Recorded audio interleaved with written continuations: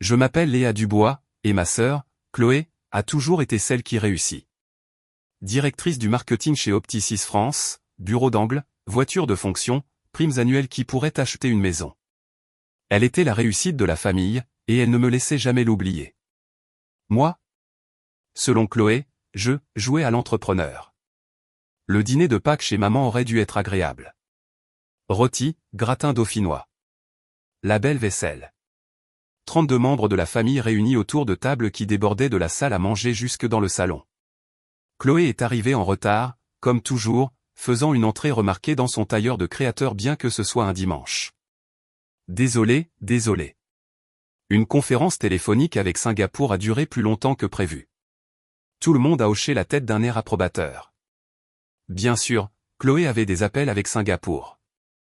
Chloé était importante. J'étais déjà assise, vêtue d'un jean et d'un pull, picorant ma salade. Léa. Chloé m'a repéré, et son sourire est devenu plein de pitié. Toujours en train de faire ton truc de technologie? Développement en intelligence artificielle, ai-je dit simplement. Ah oui, c'est ça. Ta petite start-up. Elle s'est assise en face de moi, un verre de vin déjà à la main. Comment ça se passe? Tu travailles toujours depuis ton appartement. J'ai un bureau maintenant. Oh, comme c'est gentil. Genre une situation de co-travail? Quelque chose comme ça. Maman est intervenue, toujours la pacificatrice. Léa a travaillé si dur. Nous sommes très fiers. Le rire de Chloé était léger, dédaigneux. Maman, ça fait quoi, 5 ans? À un certain moment, jouer à l'entrepreneur devient juste embarrassant. Le mot est resté suspendu dans l'air. Embarrassant. Mon cousin Julien, qui travaillait pour Chloé chez Opti6 France, a ajouté son grain de sel. Chloé a raison. Le taux d'échec des startups est, genre, de 90%. Léa, tu devrais vraiment envisager de postuler dans de vraies entreprises. Je pourrais te trouver un entretien chez Opti6 France. Peut-être au service client? Niveau débutant. C'est généreux de ta part, ai-je dit d'un ton neutre. Oncle Bernard s'est joint à la conversation. Léa, ma chérie, ta sœur s'est bâtie une vraie carrière. Il est peut-être temps de suivre son exemple. Stabilité, avantages sociaux, un plan d'épargne entreprise. Chloé a hoché la tête d'un air sage. Je m'inquiète pour toi, Léa. Pas d'économie, pas d'assurance maladie. Que arrivera-t-il quand cette petite entreprise échouera? Elle n'échouera pas, c'est ce qu'ils disent tous. Chloé a siroté son vin. Écoute, je comprends. Le fantasme de l'entrepreneur est séduisant, mais la plupart des gens ne sont pas faits pour ça. Il n'y a aucune honte à avoir un travail normal. Papa a pris la parole depuis le bout de la table. Chloé n'a pas tort, Léa. Tu as 32 ans. Il est temps de penser à ton avenir. Sérieusement. Ma tante Hélène a acquiescé. La fille de mon ami a essayé le truc des startups. 3 ans, rien à en retirer. Maintenant, elle travaille chez Carrefour. Non pas qu'il y ait quelque chose de mal avec Carrefour, mais... Mais Léa pourrait faire mieux, a terminé Chloé, si seulement elle arrêtait de jouer la comédie et rejoignait le monde réel. J'ai posé ma fourchette. J'apprécie l'inquiétude de tout le monde. Vraiment? Chloé s'est penchée en avant. Parce que honnêtement, ça devient difficile à regarder. À chaque réunion de famille, tout le monde me demande comment va ma brillante petite sœur, et qu'est-ce que je réponds? Oh, elle joue toujours avec des ordinateurs dans son appartement. Julien a ri. Arrête. Tu la tues. Je suis honnête. Il faut bien que quelqu'un le soit. La voix de Chloé s'est adoucie en ce qu'elle pensait probablement être de la gentillesse. Léa, je t'aime. Nous t'aimons tous. Mais cette histoire d'entrepreneuriat, il est temps de laisser tomber. Postule chez Opti6 France. Je glisserai un mot en ta faveur. Tu pourrais commencer le mois prochain. Je vais y réfléchir, ai-je menti? Je t'en prie. Avant que tu ne perdes d'autres années avec ce passe-temps. Je me suis éclipsé tôt, prétextant un mal de tête. Personne n'a semblé surpris. En partant, j'ai entendu Chloé dire à maman, elle finira par se ranger. La réalité gagne toujours. Ce que Chloé ne savait pas, ce que j'avais soigneusement caché à toute ma famille, c'est que je ne jouais pas à l'entrepreneur. Je dirigeais Axon AI, l'une des entreprises d'intelligence artificielle à la croissance la plus rapide d'Île-de-France. Tout a commencé il y a 6 ans, alors que je travaillais comme scientifique des données dans une entreprise de logistique. Je les regardais router manuellement des milliers d'expéditions chaque jour, commettant des erreurs qui coûtaient des millions. Je savais que l'intelligence artificielle pouvait optimiser cela. J'ai construit un prototype en 3 mois. Ils l'ont rejeté. Trop expérimental, ont-ils dit. Alors j'ai démissionné et je l'ai construit moi-même. J'ai utilisé au maximum 4 cartes de crédit. Je vivais de ramen et dormais 4 heures par nuit. J'ai appris par moi-même l'apprentissage automatique avancé, réseau de neurones, traitement du langage naturel. J'ai suivi tous les cours que j'ai pu trouver de Polytechnique, Centrale Supélec et la Sorbonne Université tous en ligne, pendant que ma famille pensait que j'étais au chômage. Le premier client était une petite entreprise de livraison régionale. Ils m'ont payé 7 500 € pour un système d'optimisation des itinéraires. Cela a augmenté leur efficacité de 34%. Ils en ont parlé à une autre entreprise, puis à une autre. En 18 mois, j'avais 37 clients et 2 millions d'euros de revenus. J'ai embauché mon premier employé, Martin, un brillant ingénieur que j'avais rencontré lors d'un hackathon. Puis 3 de plus, puis 12. Ma famille n'a jamais demandé de détails.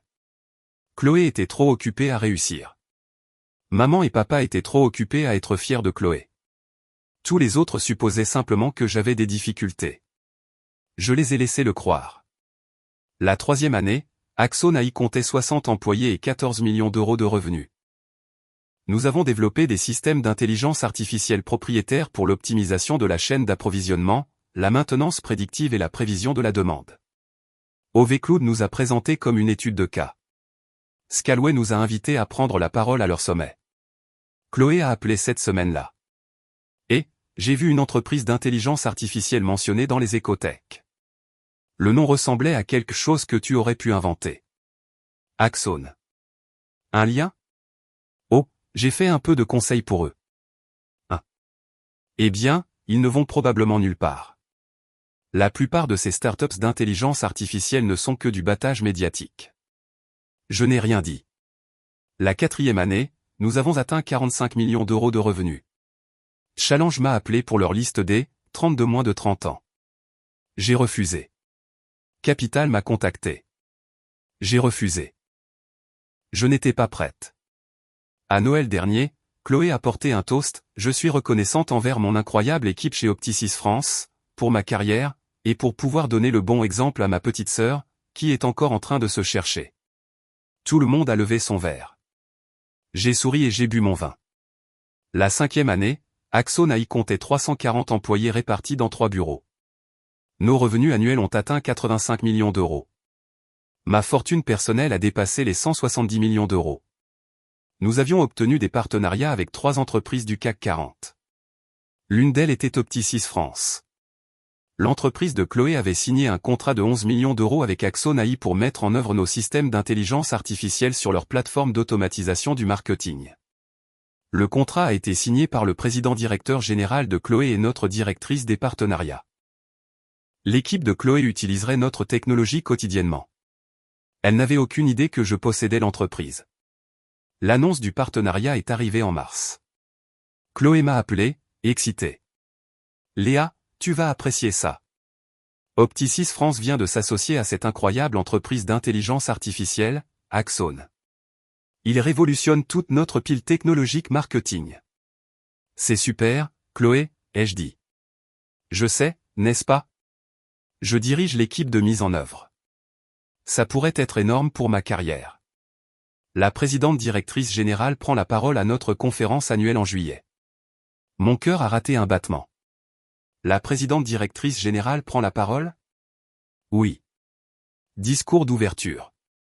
Je suis tellement excité de les entendre. De vrais entrepreneurs, tu sais, pas comme. Elle s'est arrêtée. Bref, ça va être incroyable. J'ai souri au téléphone. J'en suis sûr. D'avril à juin, tout est passé en un clin d'œil. Mon équipe chez Axon AI travaillait d'arrache-pied pour préparer notre intégration avec Opti6 France. Chloé m'envoyait des nouvelles hebdomadaires sur l'incroyable entreprise d'intelligence artificielle avec laquelle nous nous étions associés, complètement inconsciente.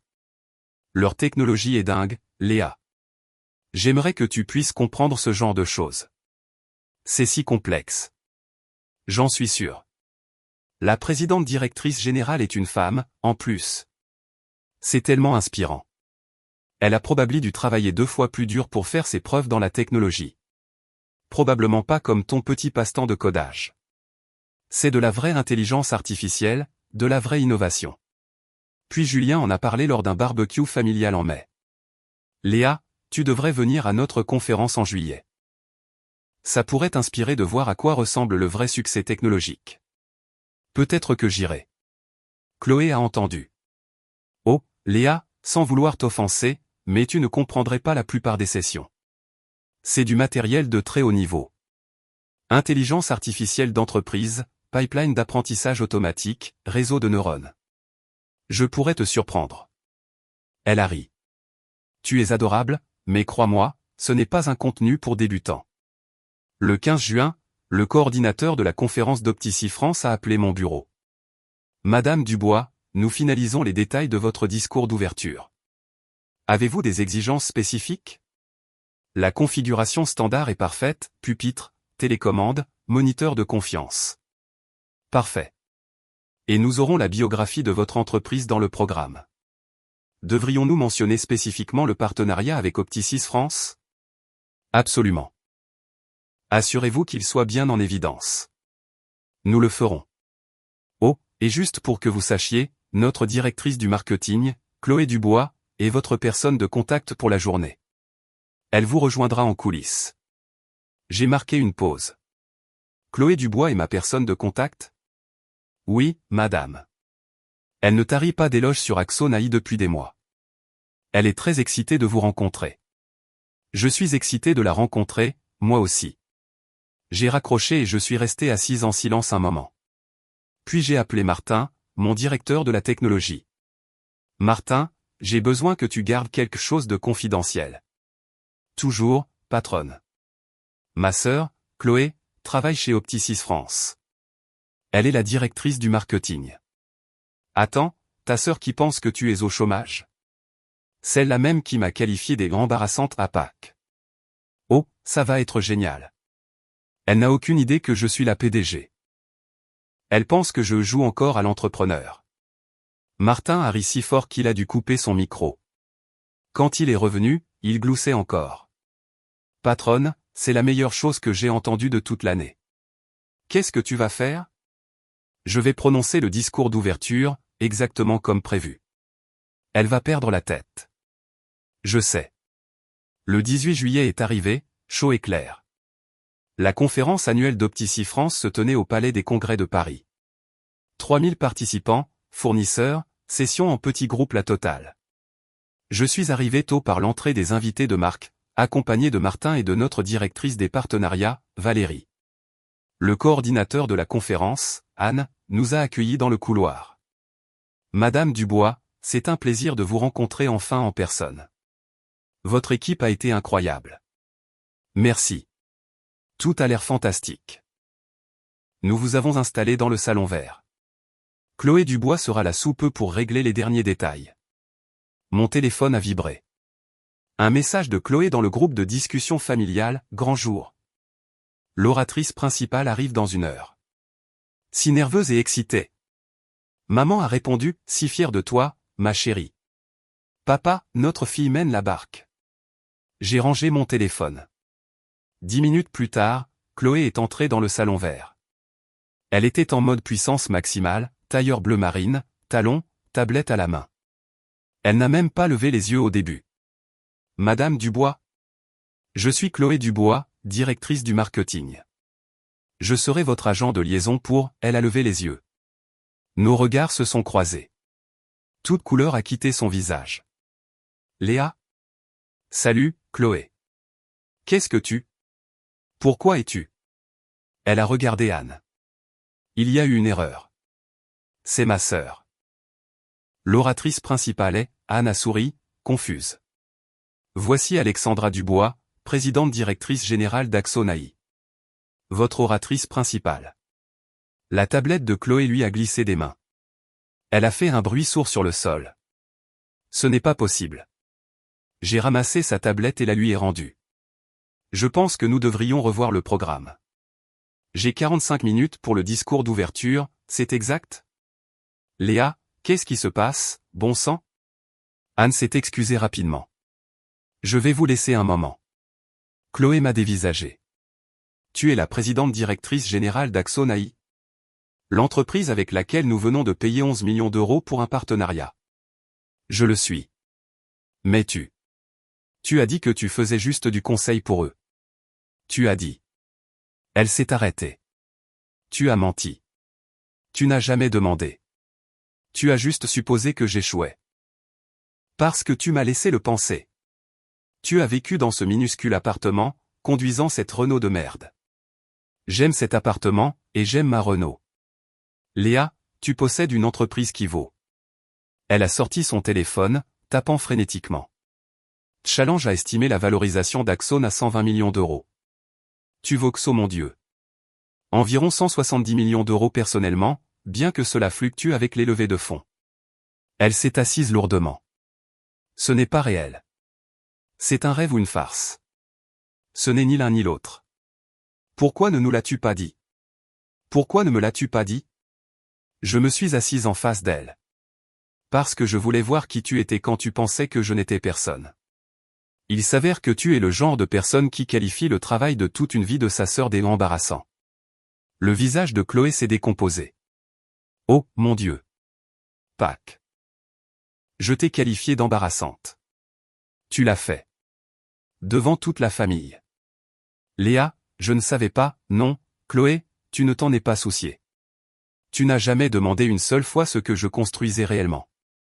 Tu n'as jamais demandé à voir mon travail, à rencontrer mon équipe, à comprendre ma vision.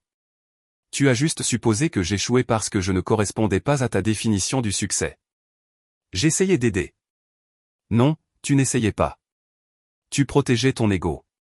Tant que j'avais l'air d'un échec, tu pouvais être celle qui réussit. Dès que je réussis aussi, soudainement c'est un problème. On a frappé à la porte. Anne a jeté un coup d'œil. Madame Dubois, nous avons besoin de vous pour le test du micro dans 5 minutes. J'arrive tout de suite. Chloé s'est levée en tremblant. Qu'est-ce qui se passe maintenant?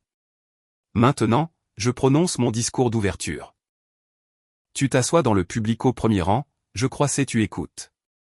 Léa, s'il te plaît. Pouvons-nous en parler après? J'ai besoin d'expliquer. Il n'y a rien à expliquer, Chloé. Tu m'as montré exactement qui tu es. Maintenant, je te montre qui j'ai toujours été. Je suis passé devant elle pour aller à la porte. Attends. Sa voix s'est brisée. Est-ce que la famille est au courant? Pas encore. Mais ils le seront après aujourd'hui. Le discours est retransmis en direct. Oh, mon Dieu. J'ai souri. On se voit sur scène, Serette.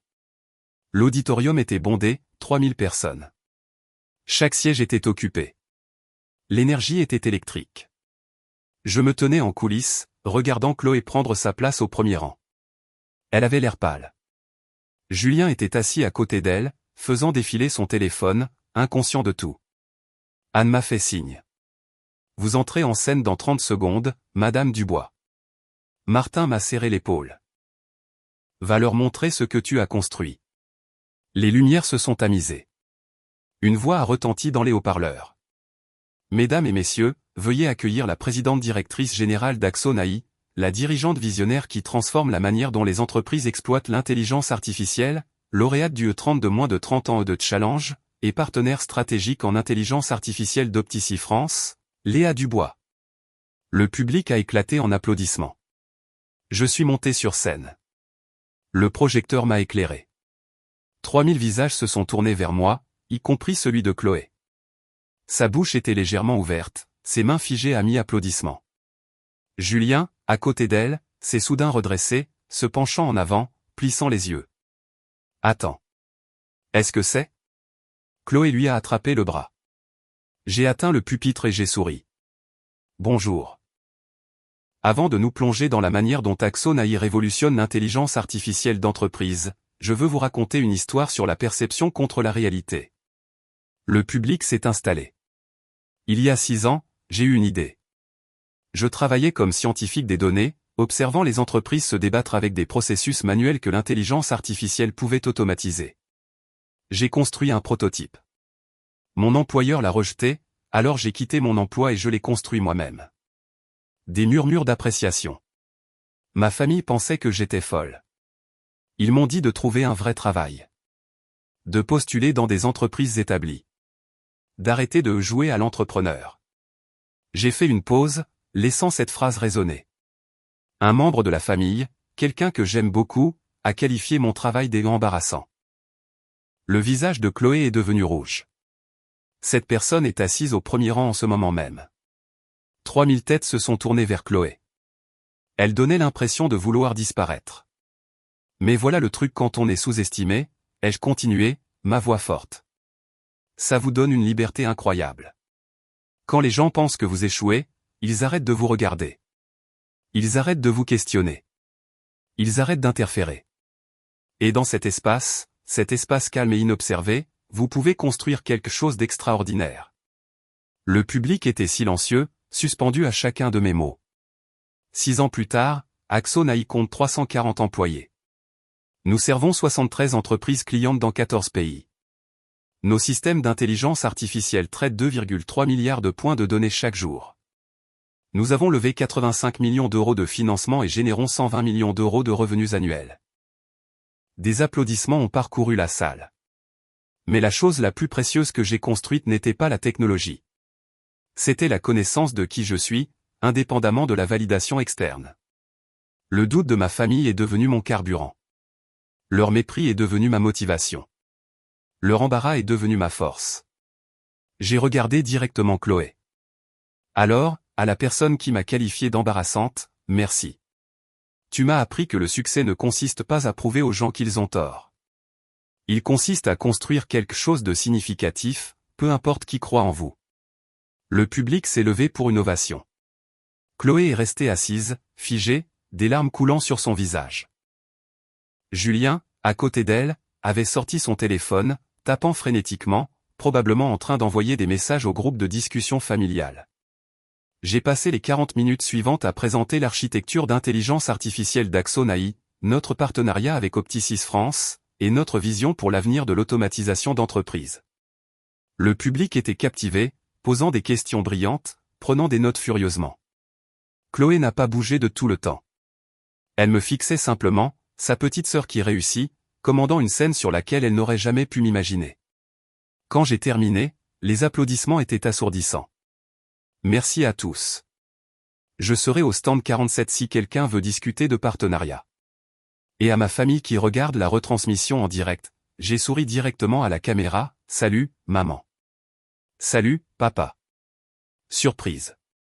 En coulisses, mon téléphone a explosé. 73 messages dans le groupe de discussion familiale. Maman, Léa, tu es l'oratrice principale? Papa, est-ce que c'est réel?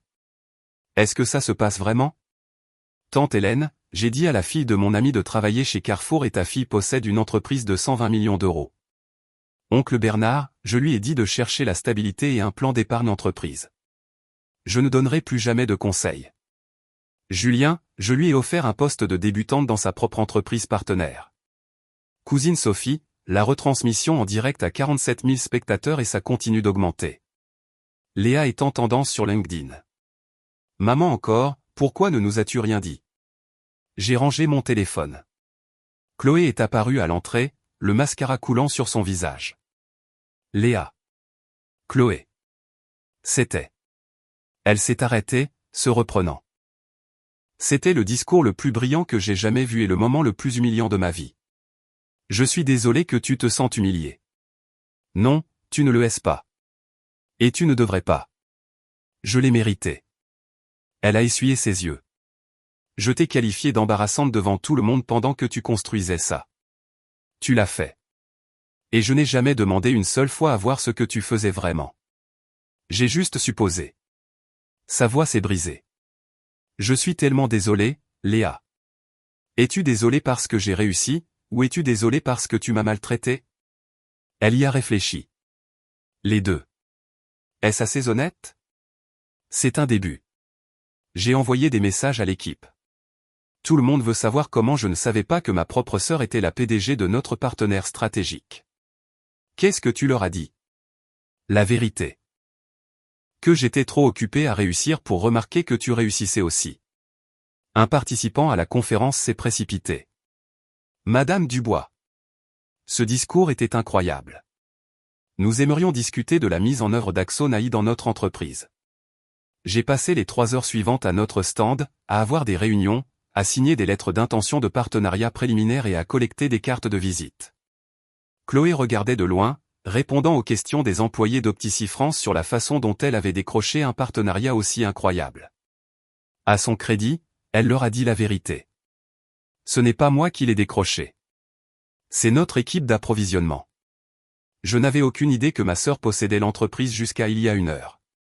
Ce soir-là, je suis retourné à ma suite d'hôtel. Martin et Valérie m'ont rejointe pour un débriefing. Patronne, nous avons signé 14 nouvelles lettres d'intention de partenariat aujourd'hui, a dit Valérie en souriant. Ce discours était une classe de maître. La retransmission en direct a atteint 340 000 vues, a ajouté Martin. Tu es partout sur le Twitter de la tech. Les gens disent que c'est le discours le plus inspirant de l'année. Mon téléphone a sonné. J'ai répondu. Salut, maman. Léa Marie Dubois. La voix de maman tremblait. Tu possèdes une entreprise qui vaut environ 120 millions d'euros, et tu nous as laissé penser que tu avais des difficultés pendant 6 ans. Vous avez supposé que j'avais des difficultés. Je n'ai jamais dit que c'était le cas. Pourquoi ne nous as-tu rien dit? Je me suis assise, soudainement épuisée. Maman, quand je t'ai dit que je créais une entreprise, qu'as-tu dit? Silence. Tu as dit, c'est bien, ma chérie, mais peut-être garde ton travail au cas où. Quand j'ai quitté mon emploi pour m'y consacrer à plein temps, papa a dit que j'étais imprudente. Chloé a appelé ça jouer à l'entrepreneur. Nous étions inquiets. Non, maman. Vous étiez embarrassée. Il y a une différence. Vous étiez embarrassée que je n'ai pas un titre prestigieux comme Chloé. Embarrassée que vous ne puissiez pas vous vanter de mon travail lors des fêtes. Embarrassée que je ne corresponde pas à votre définition du succès. Ce n'est pas juste. Maman, Chloé m'a dit d'arrêter de jouer à l'entrepreneur devant 32 membres de la famille à Pâques. Tu n'as rien dit. Papa n'a rien dit. Tout le monde était d'accord que je perdais ma vie. Plus de silence. Alors, j'ai décidé de voir qui vous étiez tous quand vous pensiez que j'échouais. Et maman, vous avez échoué à ce test. Vous tous. Qu'est-ce que tu veux de nous, Léa? La responsabilité. Une vraie responsabilité. Pas nous étions juste inquiets. Pas nous essayons d'aider. Je veux que vous reconnaissiez que vous avez valorisé le succès conventionnel plutôt que de soutenir le rêve de votre fille. Et ensuite? Ensuite, peut-être que nous reconstruirons. Mais à mes conditions. Avec des limites. Avec du respect. La voix de maman était faible. Je suis tellement désolé, mon bébé. Je sais, maman, mais désolé n'est pas suffisant. J'ai besoin que tu comprennes pourquoi ce que tu as fait était mal. Je comprends. Et je suis si fier de toi. Ta fierté ne signifie pas grand-chose pour moi en ce moment, maman, parce que je sais qu'elle est conditionnelle. Si mon entreprise avait échoué, tu penserais toujours que je suis embarrassante. Je l'ai entendu pleurer doucement. Je dois y aller, maman. Embrasse papa pour moi. J'ai raccroché. Le lendemain matin, Chloé s'est présentée à mon hôtel. Comment savais-tu dans quel hôtel j'étais? Ai-je demandé en ouvrant la porte. Tu es l'oratrice principale. Ils mettent toujours les orateurs principaux au Bristol. Elle a brandi 2 tasses de café. Offrande de paix. Je l'ai laissé entrer. Nous nous sommes assis sur le balcon surplombant la Seine. J'ai été debout toute la nuit, a dit Chloé, à lire tout sur Axonaï. Chaque article, chaque interview, chaque étude de cas. Léa, ce que tu as construit. C'est extraordinaire. Merci. Et j'ai pensé à Pâques, à toutes les fois où je t'ai rabaissé. Elle a posé son café. J'étais jalouse. Je l'ai regardée, surprise. Jalouse? Tu as pris un risque que j'avais trop peur de prendre. Tu as cru en toi quand personne d'autre ne le faisait. Tu as construit quelque chose à partir de rien. Elle a ri amèrement. J'ai grimpé l'échelle de l'entreprise pendant 10 ans, en suivant toutes les règles, en faisant tout bien. Et toi? Tu as créé ta propre échelle. Une meilleure. Chloé, je n'ai pas fini. J'ai besoin de dire ça. Elle a pris une profonde inspiration. Je t'ai qualifiée d'embarrassante parce qu'au fond, j'étais embarrassé. Embarrassé que ma petite sœur ait plus de courage que moi. Embarrassé que tu vives selon tes valeurs pendant que je courais après les titres et les primes. Embarrassé que tu n'aies pas besoin de la validation de gens comme moi. Tu es trop dur avec toi-même. Non, je suis honnête. Enfin. Elle m'a regardé. J'ai passé 6 ans à convaincre tout le monde que tu échouais parce que j'avais besoin de le croire. Parce que si tu réussissais, alors qu'est-ce que cela disait de mes choix? Nous sommes restés assis en silence, regardant les bateaux traverser la Seine. Je ne sais pas comment réparer ça, a finalement dit Chloé. Je ne sais pas si je peux. Veux-tu le faire? Plus que tout. Mais pas parce que tu as du succès maintenant. Parce que ma sœur me manque. La vraie. Celle qui croyait en des choses impossibles et les réalisait. Elle est toujours là, n'est-ce pas? Après tout ce que j'ai dit? Après la façon dont je t'ai traité? Léa, je ne me pardonnerai pas, heureusement que ça ne dépend pas de toi alors. Elle a ri, les larmes aux yeux. Puis-je te demander quelque chose? Bien sûr. Quand as-tu su que tu réussirais? J'y ai réfléchi. Le moment où j'ai cessé d'avoir besoin que tu crois que j'y arriverais. Le succès est devenu inévitable quand j'ai arrêté de le mesurer à tes standards. Mon Dieu, j'étais vraiment terrible, n'est-ce pas? Tu étais humaine. Imparfaite. Effrayée, comme tout le monde. Mais tu n'avais pas peur. Oh, j'étais terrifié chaque jour. Mais j'avais plus peur de devenir quelqu'un qui abandonne ses rêves pour mettre les autres à l'aise. Chloé a hoché la tête lentement. C'est exactement ce que j'ai fait, n'est-ce pas? J'ai abandonné mes rêves pour le confort. Avais-tu des rêves? Autrefois. Je voulais créer une entreprise de mode durable. Concevoir des vêtements qui ne détruisent pas la planète. Elle a ri. Mais maman et papa ont dit que la mode était trop risquée, alors j'ai fait un MBA et j'ai pris un emploi en entreprise à la place. Il n'est pas trop tard. J'ai 35 ans, Léa. J'ai une hypothèque, des paiements de voiture, des responsabilités. J'ai commencé à 32 ans avec des dettes de carte de crédit et un rêve. Tu as 3 ans de plus avec de vraies ressources et une expérience professionnelle. La seule chose qui t'arrête, c'est la peur. Elle m'a dévisagé. Es-tu sérieusement en train de me donner des conseils en entrepreneuriat en ce moment? Après que j'ai passé des années à te dire de trouver un vrai travail? Je donne des conseils à ma sœur. C'est différent. Chloé s'est remise à pleurer. Je ne te mérite pas, probablement pas, mais tu es coincé avec moi de toute façon. Au cours des 2 semaines suivantes, les retombées ont continué. Le groupe de discussion familiale a implosé sous les excuses, les justifications et les réactions choquées. Oncle Bernard a admis qu'il avait eu catastrophiquement tort. Tante Hélène a envoyé un courriel de 5 pages pour s'excuser de m'avoir comparé à la fille de son ami qui travaillait chez Carrefour. Julien a envoyé des excuses formelles et a demandé s'il pouvait être transféré chez Axonaï. J'ai refusé. Il devait d'abord apprendre chez Opticis France.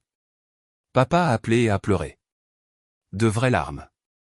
J'ai dit à ma fille d'être réaliste alors qu'elle construisait une entreprise de 120 millions d'euros. Je suis le pire père du monde. Tu n'es pas le pire, ai-je dit, juste mal avisé. Puis-je t'inviter à dîner, s'il te plaît? J'ai besoin de comprendre ce que j'ai manqué. Nous avons dîné la semaine suivante. Il a posé de vraies questions. Quel problème résolvais-je? Comment fonctionnait la technologie? Quelle était ma vision pour l'entreprise? Pour la première fois en 6 ans, il m'a vu. M'a vraiment vu. Maman a mis plus de temps. Elle était embarrassée. Vraiment embarrassée de la façon dont elle m'avait traité. Elle a commencé à lire des livres sur le soutien au succès non conventionnel. Elle a rejoint un groupe de parents pour les parents d'entrepreneurs. J'essaie de comprendre, a-t-elle dit quand elle a finalement appelé. Pourquoi tu avais besoin de nous tester? Pourquoi tu ne pouvais pas simplement nous le dire? Parce que vous le dire ne m'aurait pas montré qui vous étiez. Les actions montrent le caractère. Les mots ne montrent que l'intention. Et qu'est-ce que nos actions t'ont montré? Que votre amour était conditionnel. Que votre soutien dépendait des marqueurs conventionnels du succès. Que vous valorisiez les apparences plutôt que la substance. C'est dur. C'est honnête. Elle est restée silencieuse un long moment. Tu as raison. Et je suis désolé. Vraiment, vraiment désolé. Je sais, maman. Peux-tu me pardonner? J'y travaille. 3 mois plus tard, Chloé a quitté son emploi chez Opti6 France. Elle m'a appelé de sa voiture, la voix tremblant d'un mélange de terreur et d'excitation. Je l'ai fait. J'ai donné ma démission. Je lance mon entreprise de mode durable. Chloé, c'est incroyable. Je suis terrifié. Bien. Ça veut dire que c'est important. Voudras-tu? Elle a fait une pause. Voudras-tu me donner des conseils? Pas d'argent, pas de relations, juste des conseils. En tant que quelqu'un qui est passé par là. Bien sûr. Même après tout. Surtout après tout. Tu es ma sœur, et honnêtement, je pense que tu vas construire quelque chose d'incroyable. Elle s'est mise à pleurer. Merci de ne pas avoir abandonné, même quand j'avais abandonné pour toi. C'est ce que la famille est censée faire. 6 mois après la conférence, Axo AI a atteint 170 millions d'euros de revenus annuels. Nous nous sommes agrandis à 520 employés. Challenge nous a de nouveau mis en vedette, cette fois en couverture, la révolution de l'intelligence artificielle que vous n'avez pas vu venir. J'ai accepté l'interview cette fois. Le journaliste m'a interrogé sur ma famille, sur les 6 années de silence.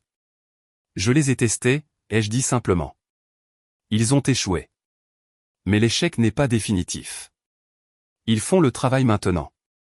Un vrai travail. Ils examinent leurs préjugés, confrontent leurs hypothèses, apprennent à soutenir les chemins non conventionnels. Et ont-ils changé? Certains oui, d'autres non. Mais j'ai changé aussi. Je n'ai plus besoin de leur validation. J'ai construit Axo AI parce que c'était important, pas pour prouver à qui que ce soit qu'il avait tort. Que diriez-vous à votre sœur maintenant? Celle qui vous a qualifié d'embarrassante? J'ai souri. Je dirais merci, parce qu'elle m'a appris que la seule opinion qui compte est la mienne. Et c'est la leçon la plus précieuse qu'un entrepreneur puisse apprendre. L'article a été publié avec cette citation en exergue. Chloé m'a envoyé un message, je le méritais. Mais aussi, de rien. Et je t'aime. J'ai répondu par message, je t'aime aussi, sœurette. Axo AI a dépassé les 280 millions d'euros de revenus. Nous avons ouvert des bureaux à Londres, Singapour et Berlin. Mon équipe est passée à 890 personnes. Opti6 France a renouvelé notre partenariat pour 3 ans supplémentaires, pour 45 millions d'euros. Chloé a lancé Fibre Verte, son entreprise de mode durable. Je suis devenue sa première investisseuse. Non pas parce qu'elle était ma sœur, mais parce que son plan d'affaires était brillant. Elle avait 15 employés et était déjà rentable. Je comprends enfin, m'a-t-elle dit un matin autour d'un café. La terreur, l'euphorie, la certitude absolue que soit vous construisez quelque chose qui change le monde, soit vous perdez votre vie. Bienvenue dans l'entrepreneuriat. Je suis désolé de l'avoir appelé jouer à l'entrepreneur. Je ne le suis pas. Tu m'as donné la meilleure histoire d'origine.